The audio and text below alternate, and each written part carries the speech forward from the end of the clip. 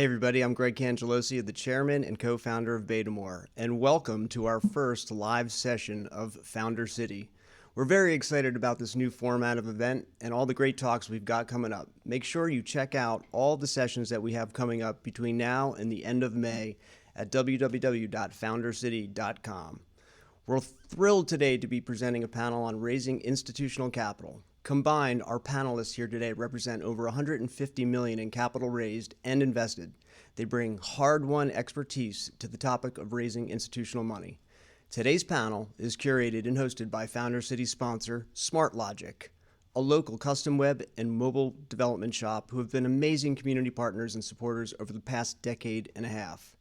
With that, let's get things going, and I'll hand things over to today's moderator, SmartLogic President Yair Flicker. Thanks, Greg. We're happy to be here and looking forward to today's conversation. Today's panel talk is on raising institutional money. We have 3 founder CEOs who can tell us about their experience, and we have 1 person on the VC side to share his experience. We'll kick things off with a round of introductions and an icebreaker. We'll do name, title, company, 1 or 2 sentences on what your company does, and your first job. I'll start. I'm Yair Flicker, president of SmartLogic, a custom web and mobile software development shop based in Baltimore. And my first job was working in customer support at my neighbor's internet service provider back in the days of Windows 95. Let's go to Anders, Calvin, Ellington, and then Nick. Yeah, absolutely. Great to be here. Thanks for having me. I'm Anders Jones, the co-founder and CEO of Facet Wealth. Facet is a fintech company that provides personalized and unbiased financial advice that integrates into every facet of life at an affordable subscription price. My first job was at an advertising technology startup in the late 2000 and aughts, company called LiveRamp, which is actually now a public company. Calvin. Hi, everybody. Good afternoon. My name is Calvin Young. I'm a vice president. I'm at Camden Partners. We are a growth equity firm based here in Baltimore. We invest in business services and technology companies. My first job was actually cleaning the church that I used to go to when I was younger. Every Saturday, me and my brother would go and clean the bathrooms, wipe down the pews, and we got $15 every Saturday to do that. I really enjoyed getting that $15 as a 15-year-old. There you go. Ellington. Hi, good afternoon, everyone. Thrilled to be here. Ellington West, co-founder and CEO of Sonavi Labs. Sonavi Labs is a medical device and software company that's harnessing the power of artificial intelligence and augmented acoustics to really transform the way we detect, manage, and diagnose respiratory diseases. My first job was actually in PR for the US Patent and Trademark Office, which is a very difficult organization to build buzz around. So it was a very exciting yet difficult experience. Thanks. Nick. Hey, folks. Last and least, Nick Culbertson, CEO of Tennis. We're bringing AI and automation to hospital compliance. And my first job was, as soon as I could drive in high school, I got a job feeding and bathing stroke patients at the local hospital. Cool. All right. Thanks. First question. So I've heard time and again that you need to leave Baltimore to find real funding. Have you found this to be true? And how much does the location matter anymore for fundraising, especially in light of the pandemic that we're now 13 months into? Anders, what are your thoughts on the matter? Yeah, I got a lot of thoughts on this. So I think the short answer is yes. In general, you're probably going to be better off leaving Baltimore to find funding. But I also think that that's not necessarily a bad thing. I think that there's a bit of a false narrative that the only way the Baltimore tech ecosystem is going to really blossom is by bringing a lot of early stage capital into the market. And now more than ever, VCs are comfortable investing in any geography. I think that trend was already happening prior to COVID. After I was at LiveRamp, I did a fair amount of early stage investing myself and was comfortable investing basically all over the country. But now if you look sort of in the world past COVID, You've got I think that the geographic barriers are just totally gone at this point. VCs have been writing checks based on meeting management teams over Zoom for the last year plus. And I don't think that that's going to go away anytime soon. And in fact, comfort and ability to invest outside of your local geographic area is going to be, I think, sort of table stakes for any VC who wants to build a meaningful portfolio. I think the other component to this is that early stage investing is a specialized skill set. It's not something that you can say, hey, you know what, I was a successful public markets investor, therefore I'm going to start investing in startups and think that that experience will translate. And so I think it actually does a disservice to entrepreneurs when you have later stage investors in a market like Baltimore who are writing checks into early stage companies, because the way that you analyze that investment and also the way that you support it over time, which is probably even more important, are very, very different for private companies versus public companies. So I'm a big fan of going to the place where the most sophisticated investors are and raising money that way. Or from them. And I don't think that is in Baltimore. But again, I don't think that that's a bad thing. And you're seeing it more and more online these days. It sounds like. Nick and Ellington, has that been your experience as well? I definitely agree with Anders that there's you need to think about opportunities beyond Baltimore, but my mentality has always been push forward on multiple fronts and find the path of least resistance. I think you do need to exhaust the opportunities that exist in Baltimore because there are great ones. And to Anders' point about finding the most sophisticated institutional investor, I would expound upon that and highlight that what's so important is to find the right investor for you. That investor might be East Coast, it might be in Baltimore, it might be West Cost. For us, we actually found a lot of strength in investors in the Midwest. And I think that's like an utilized resource in terms of investors that are willing to look for companies anywhere but New York and Silicon Valley. So I think the right thing is building the right network to find the right connections to get to the investors that are going to help you grow and help you get to where you need to be.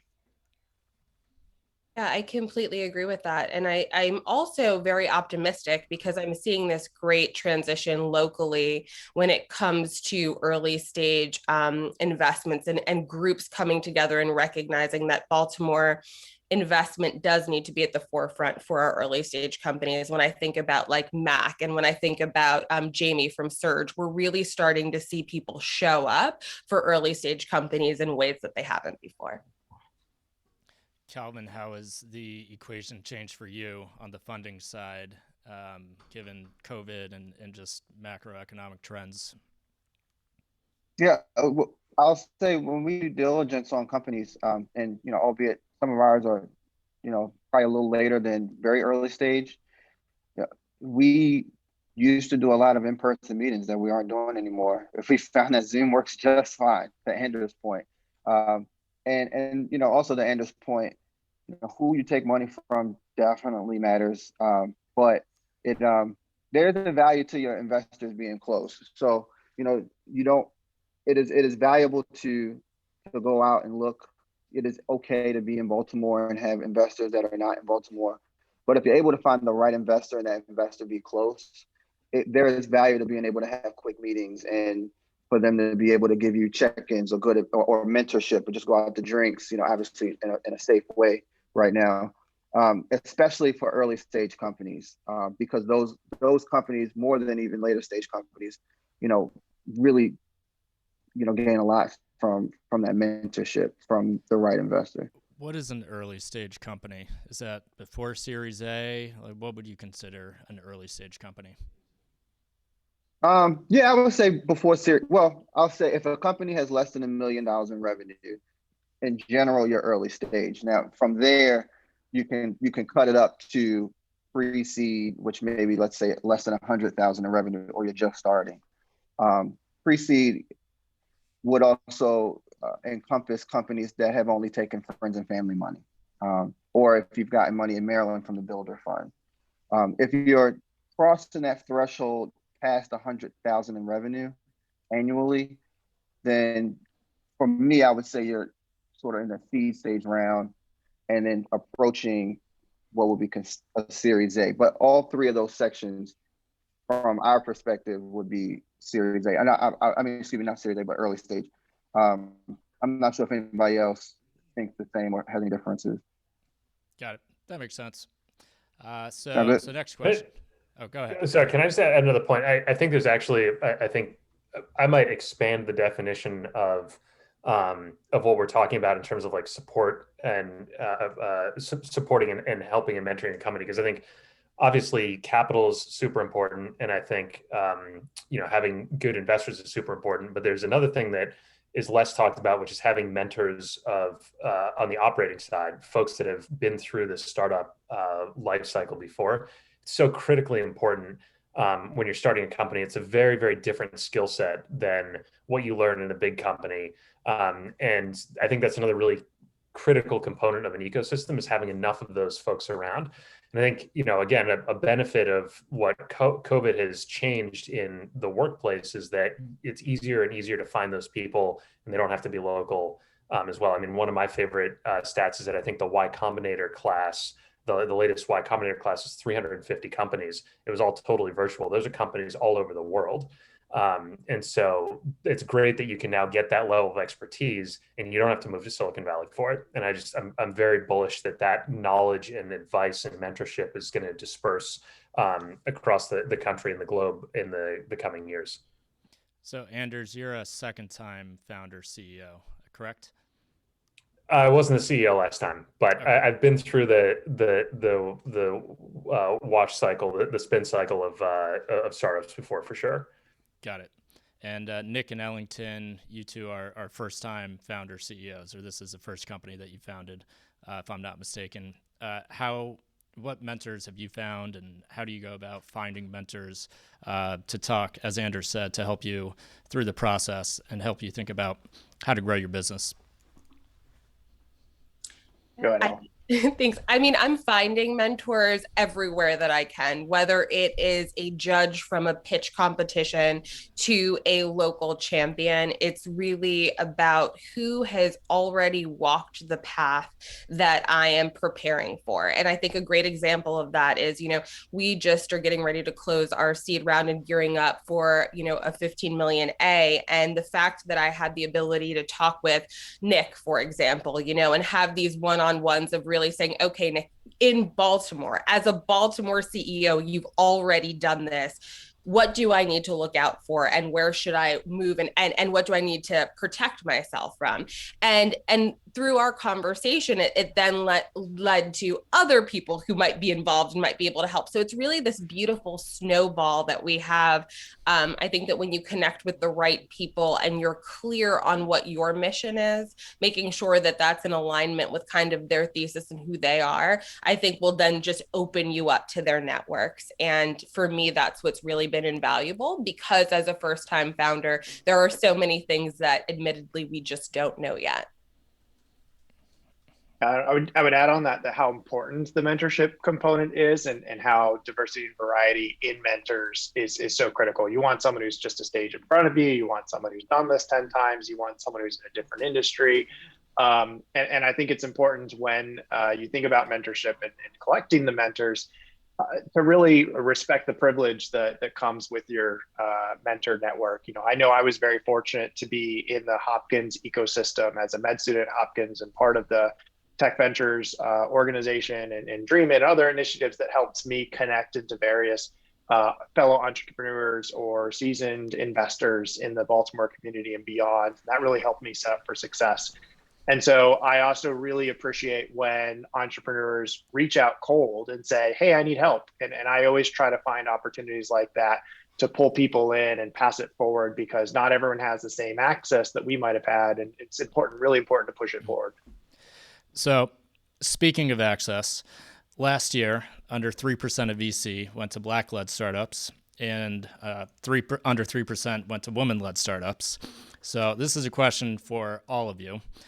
Calvin, I'm interested what Camden Partners is doing on the funding side to address this. Ellington, you obviously have a unique perspective here, so I want to hear about your experience. And Anders and Nick, I'm curious your thoughts on the matter and how you can work to address this. So Calvin, let's start with you. Yeah, well, to your point, what I think is good in general, and I'll tell you about Camden, is that there are a lot of new funds that are coming up, and there's a lot of dollars going towards investing in minorities and in women. So the good news is there's change happening, but as you know, over decades, this industry and investing has been a very white male dominated industry. Now, Camden has done a great job, in my opinion, in the last few years, changing that paradigm here at our firm. 4 of our last 5, employees that were hired, including myself, were African American, and of those, 3 are Black women. Camden, some of you know one of our partners, Jason Tagler, and Jason has spent a lot of time building a program called Pitch Creator, which really is to help young startups learn how to pitch to investors. A lot of times you have great entrepreneurs with a great company, but they just don't know how to structure the information that they have such that it can be delivered to investors in a really good way, such that investors can receive that information and see that it's a great company.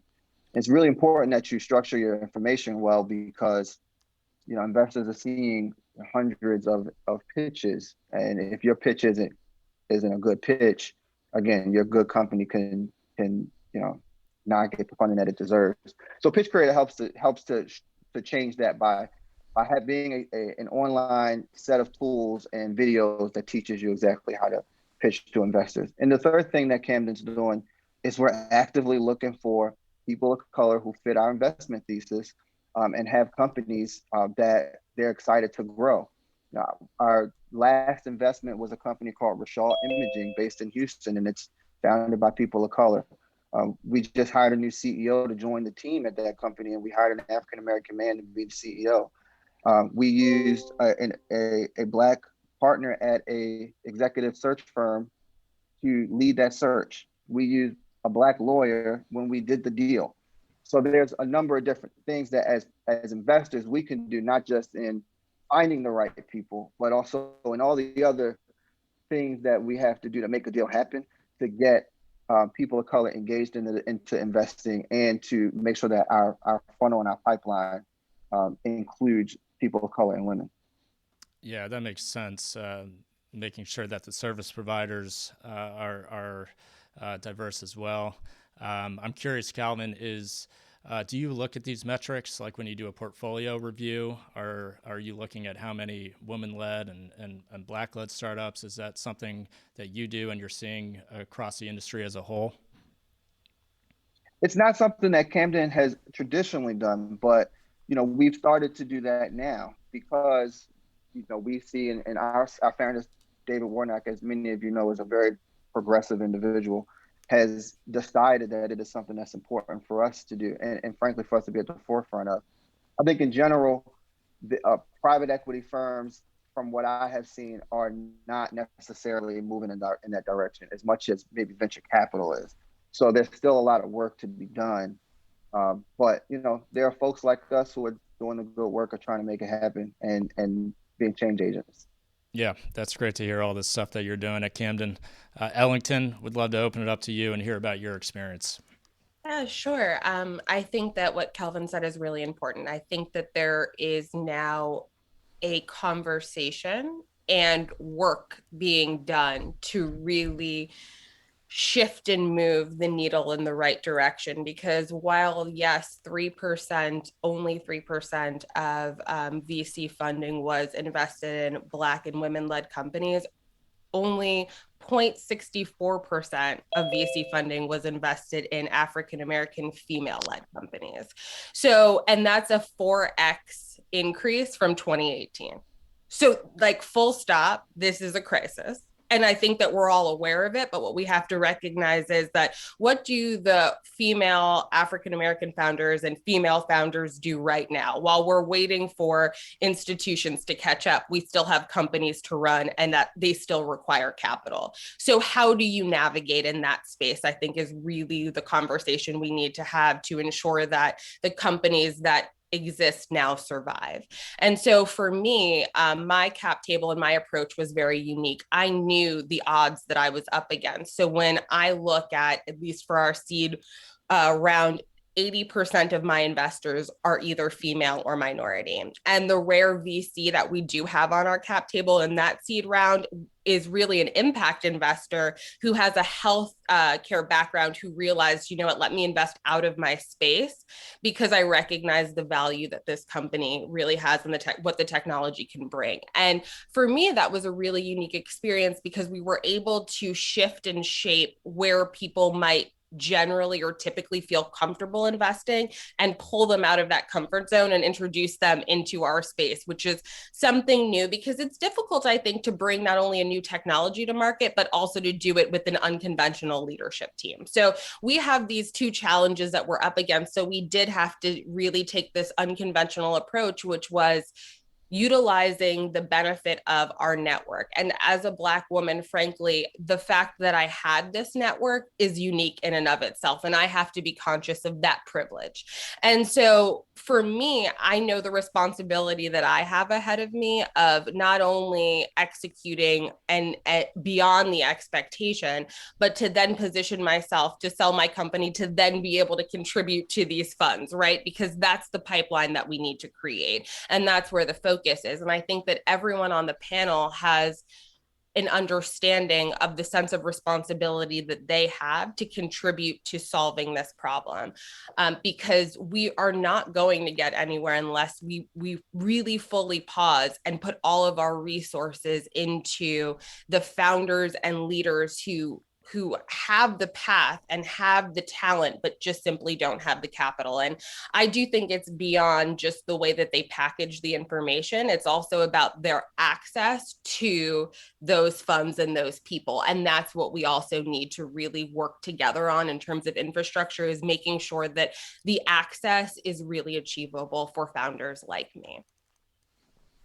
Allie, I really agree with what you're saying. And I just want to add on that I think there's a real opportunity specifically for the Baltimore community. Baltimore is 60% Black. It's ranked number 4 in HBCU attendance. It has all of these great resources for startups like ours to get built with solid engineering talent and great academic institutions like Hopkins and UMBC and University of Maryland and so many others that we can tap into. And I think if we start to really reinforce those networks and communities that Elle is talking about, where we do pull people in and help them get connected to the right resource, Baltimore could be known as a real hub for equitable startup and engagement. And I think that's super exciting. I know it's something that a lot of people in Baltimore are talking about, and I'm just excited to see that continue. I agree. And I think that it comes down to a shift in kind of like the old guard, right? Like you have these new great people coming in. And I have to really say that, you know, for me, being in Baltimore for the past 3 years, trying to raise money in Baltimore for the past 3 years, in the last year, people like Jamie from Surge just coming in and saying, how can we put Baltimore on the map in a meaningful way as this diverse hub where we're focused on equity and funding as well? I mean, we should be the example. And I'm so excited, Nick, that you said that, because we really do have the opportunity to be that right here, right now. I would just, the one thing I would add on there is, you know, discussing earlier, we talked about the sort of the importance of mentorship and people who've been through the startup cycle before. If you fast forward 10 years from now, the people that are at our companies today are going to be those people who are in the ecosystem, either starting companies or mentoring companies themselves. And so I think that as founders and CEOs, we also have a responsibility to make sure that we're investing fully in our team to get them to the point where, they're capable of doing that. And that also requires taking a hard look at internal DE&I programs and making sure that, we're investing equally across the team and, really building those skills and experience sets in folks that are going to be able to give back, in Baltimore in future years. Great. And I'll add one more thing, if you don't mind, yeah. Please. Which is that, the TechCo Builder Fund is actually a very innovative fund in the way that it's structured. And, if we are able as a community to get more governments to be able to do things like that, I think it could be really valuable, especially for Black, brown, and women entrepreneurs. And if I recall correctly, Brandon Scott did have in his policy, his economic policy when he was running for mayor, to create a city-led fund that would be similar to the Builder Fund. And he definitely had in there to expand the Emerging Tech Center to have a West Baltimore site. So I guess it still remains to be seen if he's going to be able to execute on those things. But, it's very encouraging that, our new mayor, has these thoughts in mind to help grow the ecosystem in our city. Yeah, I haven't heard anything about that fund that you just mentioned. Curious if anybody else on the panel knows how that's been developing or how that's coming along. There's a Builder Fund, and I know it's been doing really well. I've heard from several people that are mentoring some of the organizations, and know that it's doing strong. That's all I have to add. Cool. All right, so switch gears for a second. Anders, Nick, y'all are raising 8-digit rounds. It's a lot of money, and I imagine that as these rounds are bigger and bigger, the stakes are higher. And in order to return money to the investors and for you all to get a payout, the exit, the acquisition, whatever it is, needs to be significant. So I'm curious how that affects your thinking. Does it make you really want to go after Shaquille O'Neal and get acquired by his SPAC? Or how do you think about like further on funding? So there's two questions there. What do you think about SPACs, first of all? And second of all, given the stakes get greater and greater and greater, how would that affect your thinking as far as future funding rounds and a potential exit? Anders, I'll let Anders talk about SPAC because I'm not qualified to answer that question. But when it comes to raising the stakes, Anders and I were actually just talking about this very recently, where there's so much capital in markets right now, and if a company is doing well, if it has grown in the pandemic, it's almost too easy to get capital, and institutions are looking to put a lot of money to work, and so because of that, companies like ours have the opportunity to bring in a lot of capital at a very high valuation. What's very complicated, especially for first-time entrepreneurs, is really seeing beyond a year out or 2 years out and understanding how an exit actually works when it comes to several rounds and several layers of preferences and dividends and all the math that works out into the waterfall.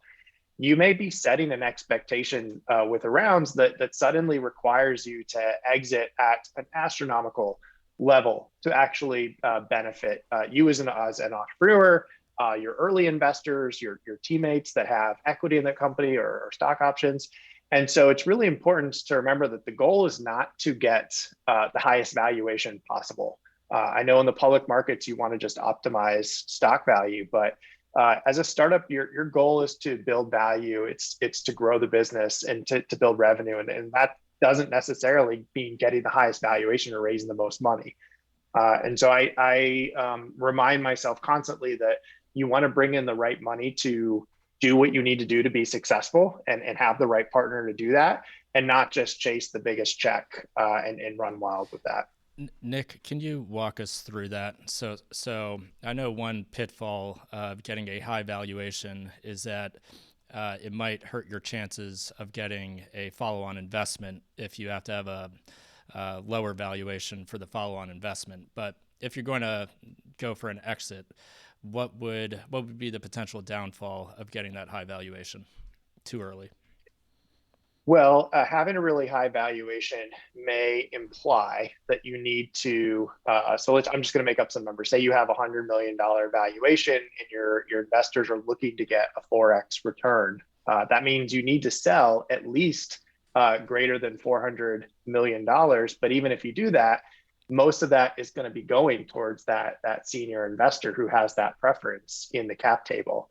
And so you could actually have a tremendous exit where, press release Tennis sells for $400 million and the employees get nothing because of the way the preferences in the cap table structured. And so you really actually need, almost $1 billion exit to be able to make that fair. I'm exaggerating, but that's kind of how it works. And it's especially difficult when you raise your first round to think about, okay, I'm raising my A and the high valuation I get now means that my B needs to be higher and my C needs to be higher, my D needs to be higher. And every time you're setting a higher bar, that really has massive implications on how you exit. And so I found, I was very fortunate, I mentioned this earlier, to bring in investors from the Midwest. And I really love the way that a lot of investors think in that area, because traditionally East Coast investors can be very conservative and look for low valuations, and stereotypically West Coast investors can be very aggressive and think about high valuations. I know that's an over exaggeration and not true for all investors, but generally I found in the Midwest very fair, very reasonable, very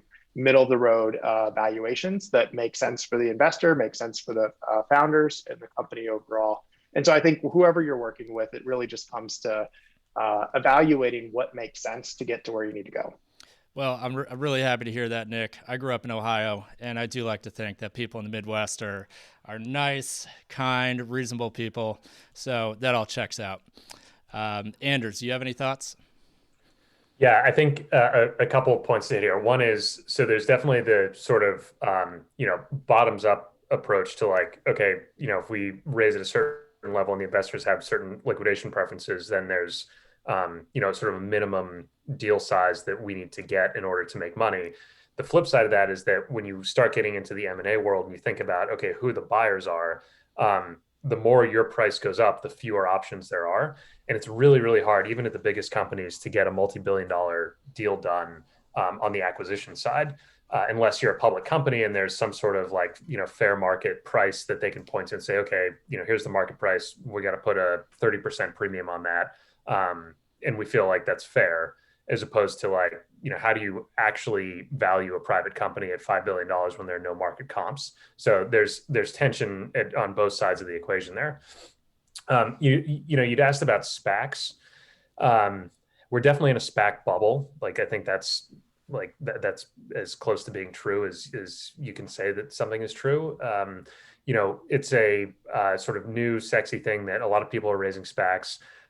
There's a couple issues with them. First is that there's a time horizon on them. So every SPAC, when they go out, they have basically 24 months to find a target company. And so I think what we're going to find is in the next, call it 15 to 18 months, there's going to be a lot of SPACs that have not found that target company. And they're about to basically expire, and they're going to have to return all the money to their investors, that are going to start doing suboptimal deals. So they're going to try and pull companies out and acquire companies or merge with companies that basically don't deserve to be public companies. And so that will basically result that in 18 to 24 months from now, you're going to have a lot of really crappy companies that are public that don't deserve to be, and that's going to cause all sorts of problems. The other issue is that the way that SPACs work is you have the sort of SPAC dollars. So you'll hear in the headlines, oh yeah, someone raised a $200 million SPAC. But then when they actually merge with a company and take it public, there's what's called a PIPE, private investment in public equity, which is essentially another sort of round of funding that goes in. So you might end up having like T. Rowe Price or Fidelity write $1 billion check from one of their long-term, buy and hold public funds that supports that $1 billion PIPE. And so the company's actually getting a $1.2 billion infusion of capital. So there's not enough PIPE money out there to come anywhere close to supporting the number of SPACs that exist. So that's the other sort of structural problem that there is. So all this is to say that, the trend of SPACs, I think, is going to run into some issues here in the next 2 years. That being said, there are some SPAC sponsors like the Gores Group, like Chamath, and a couple others that are like super legit who've done this, that, if you have an opportunity to go public with them and to SPAC with them, it actually probably wouldn't be a bad thing because they're smart enough to know what are the high quality companies that are ready for this. The last point I'll make on this is I think that what we are seeing is innovation in how companies go public. We had direct listings, we have SPACs. I think there's probably going to be some more stuff. There's additional types of financing that are happening, like ARR, securitization, things like that. All of this is really healthy and really good, and making it easier to match capital with good private companies and good opportunities. So I think in general, like, this innovation in financing is great. How it all sort of shakes out in the long run will probably be a bit different than what we're seeing today. Very cool. Calvin, I know some of your former colleagues at Camden spun out a SPAC, which Camden has nothing to do with, but I'm curious if it's something that you hear at Camden Partners, possibly raising money for a SPAC or trying to exit one of your portfolio company investments via SPAC. Is there anything that you have to say on the matter? Our firm is not raising a SPAC at the present moment. From my understanding, there isn't any plans to.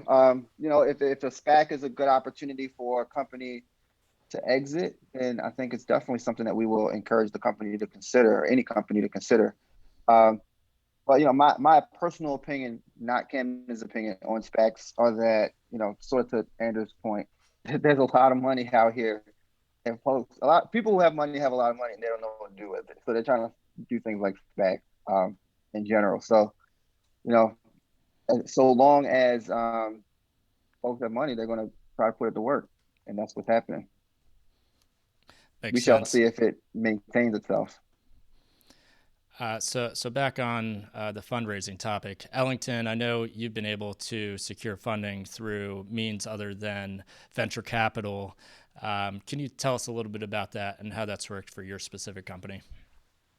Yeah, for sure. I mean, we definitely took, the friends and family approach, utilizing our network, just given the stage that we're in, making sure that we were prepared to enter the realm of VC funding. But for us, there's a lot of energy in early stage companies that's kind of pushing back against the traditional VC route. We're seeing a huge showing in crowdfunding, which, when I first started was, looked down upon as you're only doing it because no one else would invest. But we're shifting that narrative significantly around like the democratization of investing and being involved in capital. And I think it's a very interesting time and conversation. So our company actually was recently considering doing, a 5 million equity raise through crowdfunding, and recognizing that it would take about 100,000 in an investment from us for the campaign in order for it to be successful.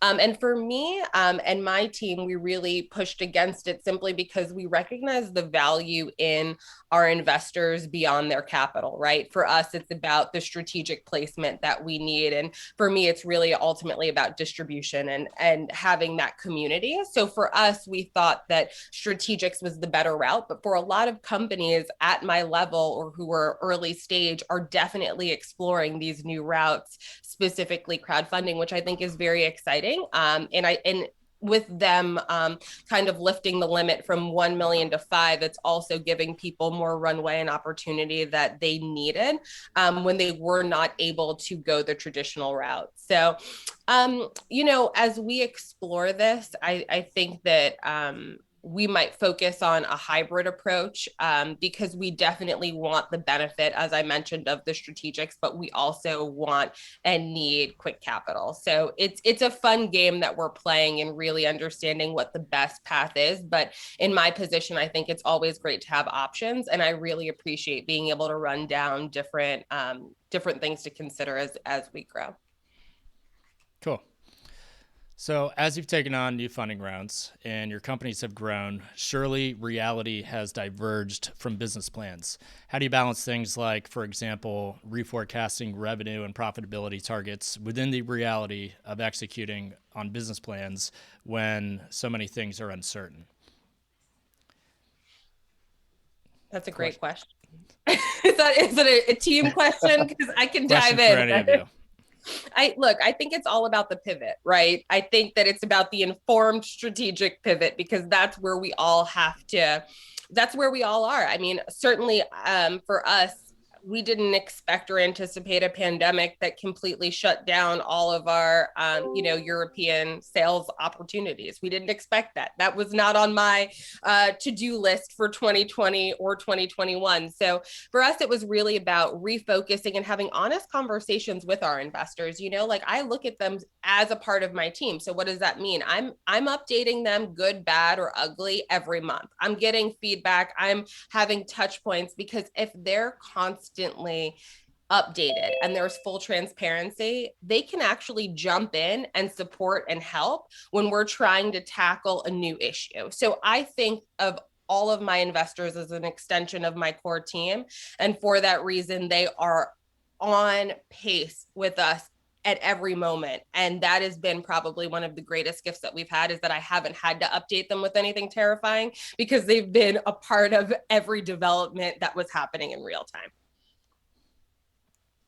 I was actually going to say the same thing as Elle, how important transparency is with your investors and board members and team when making those changes and making sure they're included in the decision, and just part of the goal in terms of the pivot. I think the other important thing to remember is when you are fundraising, you do want to set the correct expectations in terms of like what could or could not happen, especially with some considerations on the unknown variables at play. I always like to think about the formula, success equals results minus expectations. And so when you're funding, you are setting expectations with your investors on what you're going to accomplish before the next round. And if the results exceed those expectations, you're going to be looked at as successful by your investors. They're going to want to invest more, and you're going to be able to have a really good story for your next series of investors on how you said you were going to do this, you executed, and you were able to do that. Now, the reality is you never are able going to do exactly what your plan shows. And in fact, I've modeled out every year's plans of Pertennis on top of each other. And it's really funny to see how the variability changes as reality comes into play. But that transparency is what comes into play. And so if you do set expectations and you're constantly attenuating those expectations, you're more likely to achieve success in the long run based on that you do achieve reasonable and appropriate results. Calvin, what can you say from the funder's perspective as far as when things don't go to plan, and how you work with your portfolio companies to get things on track or to adjust expectations? Well, I'll say these two answers that we just heard are music to my ears.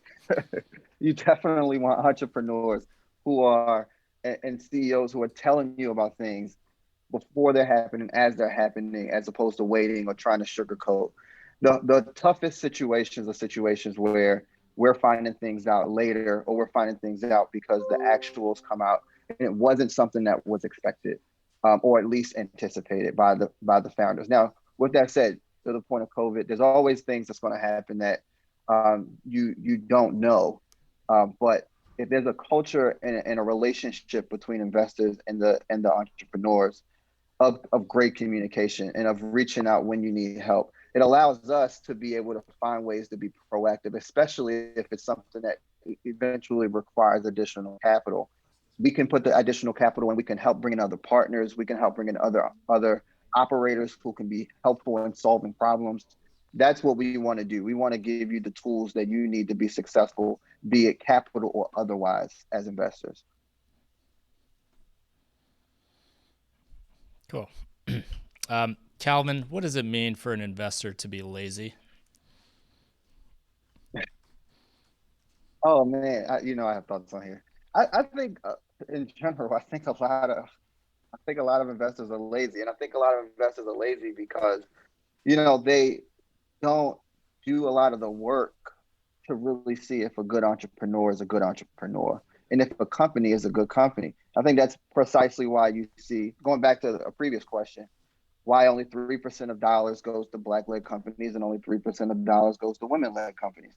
It's because folks see folks who look like them and who come from the same schools as them, and Sequoia's already invested, or some other big name firm, so it must be a good company.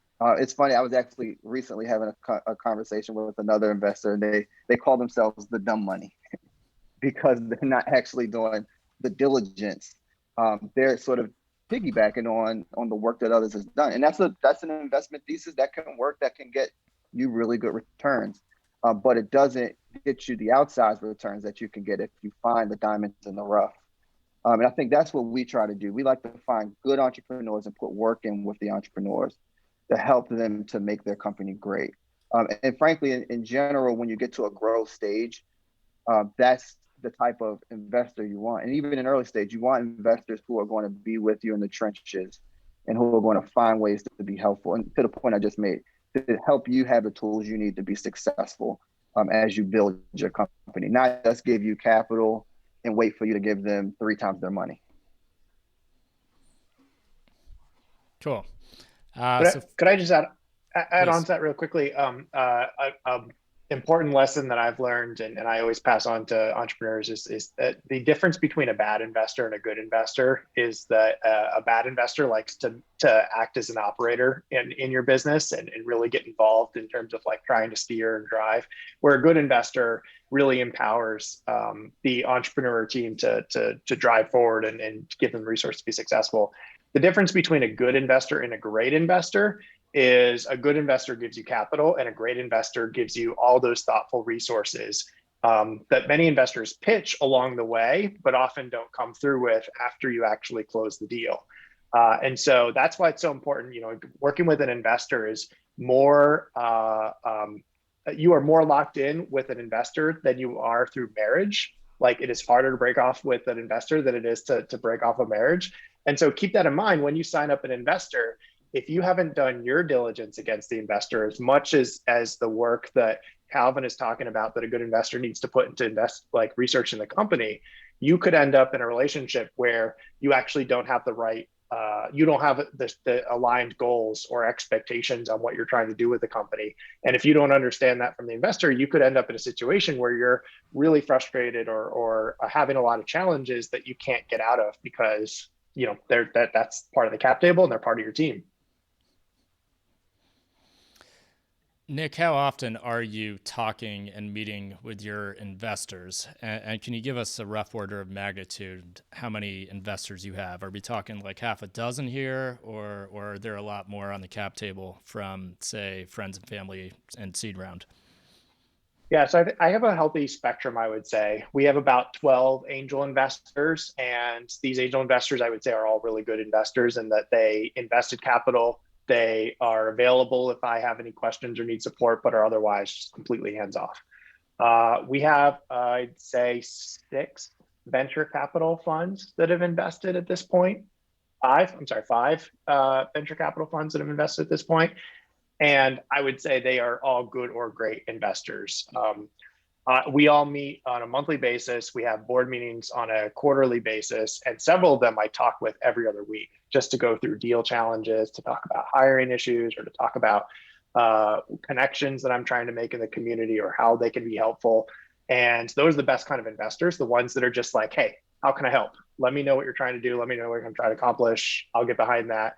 Not the ones that are saying like, hey, you need to do this, you need to do this, you need to do this, you need to do this, and like report back when you've done it and really just try to be a proxy CEO.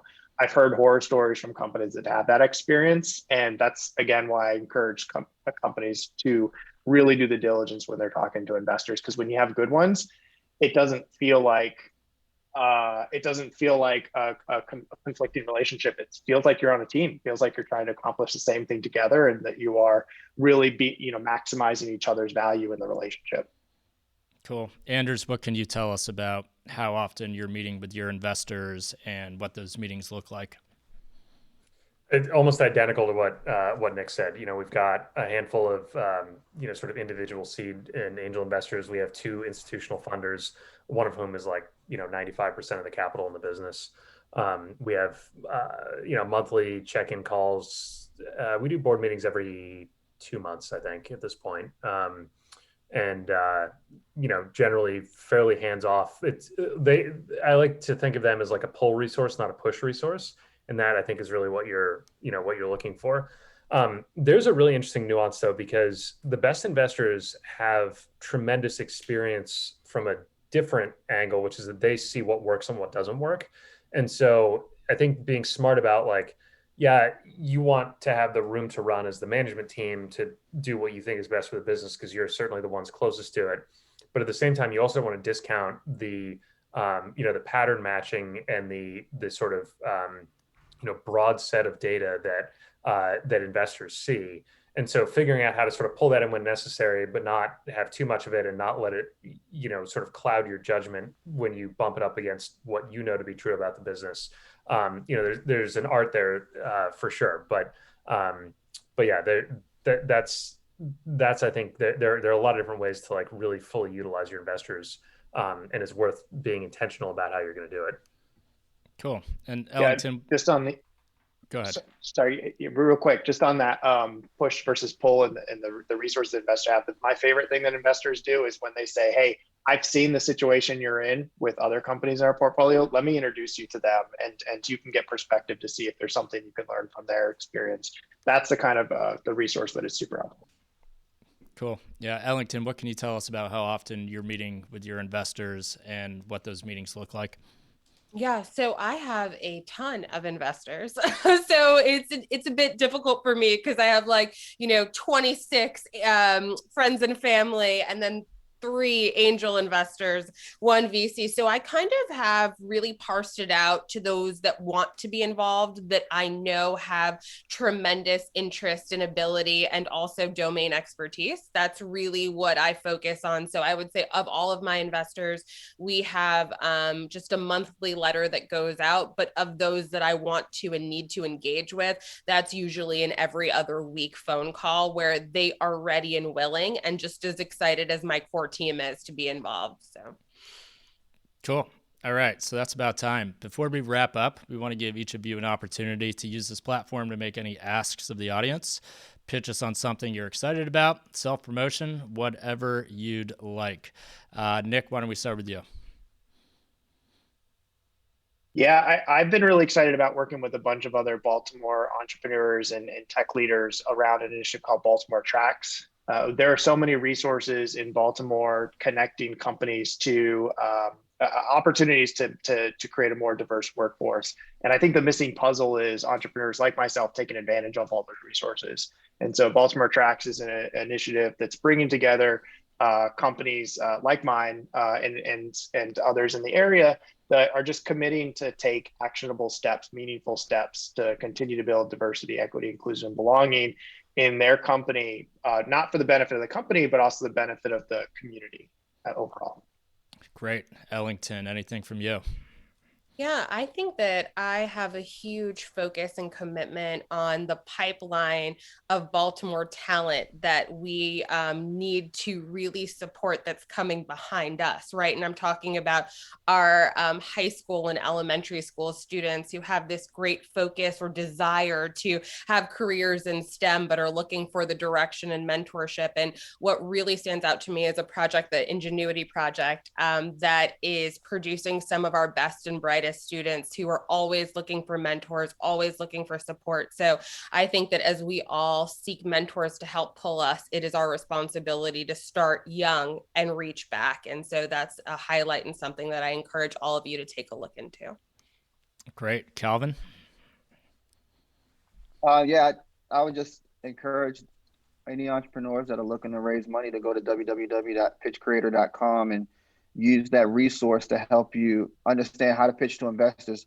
One of the other things that I like to do is to coach young startups as they are looking to raise through the pitch creator process. So anybody who's interested, I'd be happy to be helpful. But I really think that that's a fantastic resource, and it's really built on the way that we look at deals here at Camden Partners. So you're getting it from actual investors, the way that we like to see companies when they come to us. So hopefully it can be helpful to somebody. Great. Thanks. And last but not least, Anders.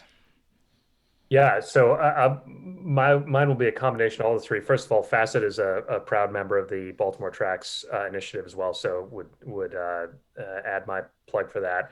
And then I'm just very, very bullish and optimistic about the Baltimore tech ecosystem, and so I think about how I got to where I am, and it was by having mentorship from people who've been there before. And so to the extent that, I've gotten, that I have expertise or experiences that can be useful, please feel free to reach out, and, happy to pay it forward and, give back as much as I can to folks who are thinking about starting a company in Baltimore. Great. All right. Thank you, Beta Boy. Go ahead. Jumping in. Sorry. For those, for any minority innovators and leaders, Conscious Venture Labs is definitely something to check out. There's a current fund Jeff Cherry is heading, and he's just looking for great Baltimore talent. So I encourage you to check that out also. Great. All right. Actually, can I jump in for one more? Sorry, one more thing. Since you let her jump in, I was going to jump in. I apologize. But TechCo also has the Rubric Fund, which is COVID relief dollars grants that are going to Baltimore and Maryland area startups. So definitely, they're trying to push that money out as fast as possible. So definitely apply for that if you can as well. Anybody else? All right, cool. So thanks to Betamore, Fitzy, and Founder City for hosting this talk, and specifically to Kimmy and Greg at Betamore for their support in making this panel happen. If you're interested in keeping up with what we're doing at Smart Logic, please follow us on social media. You can find us on Twitter and Facebook as Smart Logic. And of course, if you need help building custom software and more quickly getting your funded startup to market, please reach out. And don't forget to check out the rest of this series and the pitch competition coming later this spring. Thanks for your time and have a great day.